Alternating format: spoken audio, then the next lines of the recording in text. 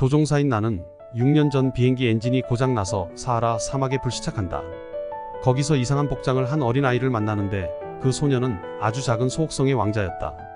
양을 그려달라는 요청에 못 이겨 어린 왕자에게 그림을 그려주는데 번번이 퇴짜를 맞는다.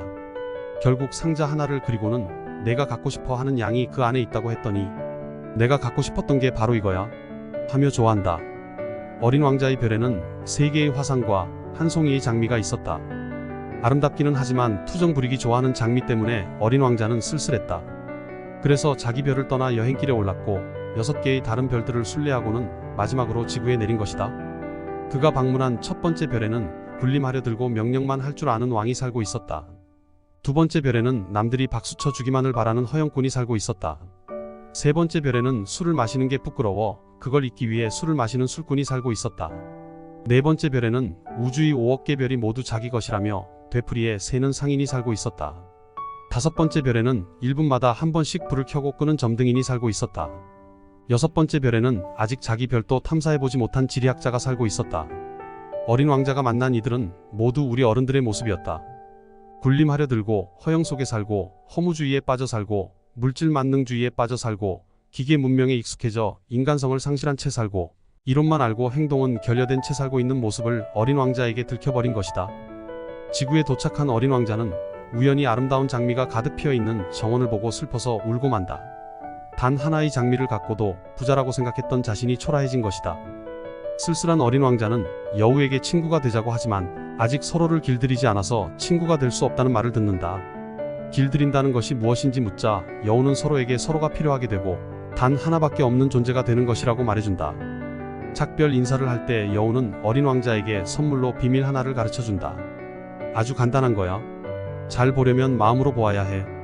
가장 중요한 것은 눈에는 보이지 않거든. 그리고 이런 말도 해준다. 내 장미가 내게 그렇게도 소중한 것은 그 장미를 위하여 내가 잃어버린 시간 때문이야. 사람들은 이런 진리를 잊고 있어. 그러나 너는 그것을 잊어서는 안 돼. 언제나 네가 길들인 것에 대해서는 책임을 져야 해. 넌 내 장미에 대해 책임이 있는 거야. 길들인다는 것에 대해 알게 된 어린 왕자는 정원에 핀 그 수많은 꽃들이 자신의 장미와 조금도 닮지 않았다는 것을 알게 된다. 그 꽃에 물을 주고 돌보아주고 얘기를 들어준 것은 내 꽃이기 때문이었다. 여우와 헤어진 어린 왕자는 철도원과 약장수를 거쳐 조종사인 나를 만나게 된다. 나는 추락한 지 8회째 되는 날 물이 떨어진다. 어린 왕자와 함께 샘을 찾아 나서는데 별들이 보인다. 어린 왕자는 별들이란 보이지 않는 꽃 때문에 아름다운 것이고 사막이 아름다운 건 어디엔가 우물이 숨어 있기 때문이라고 말한다.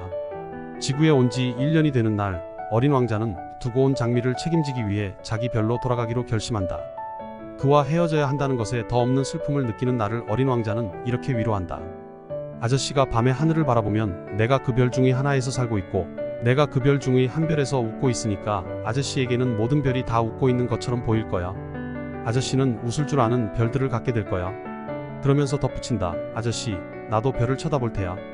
모든 별은 녹이 쓴 도르래가 있는 우물이 되겠지. 그 별들은 내게 마실 물을 퍼줄 거야. 그건 아주 재미있겠어. 아저씨는 5억 개의 방울을 갖는 거고 나는 5억 개의 샘물을 갖는 거야.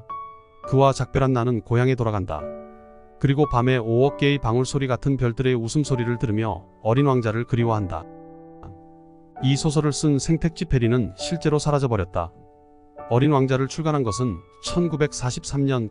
그런데 그는 약 1년 후 비행기를 몰고 하늘을 날다가 어디론가 사라져버린 것이다. 독일에 점령된 조국 프랑스를 위해 정찰에 나섰다가 실종되었다. 그의 나이 44세였다. 독자들은 상상하곤 한다. 혹시 그가 어린 왕자가 사는 소행성으로 여행을 떠난 것은 아닐까?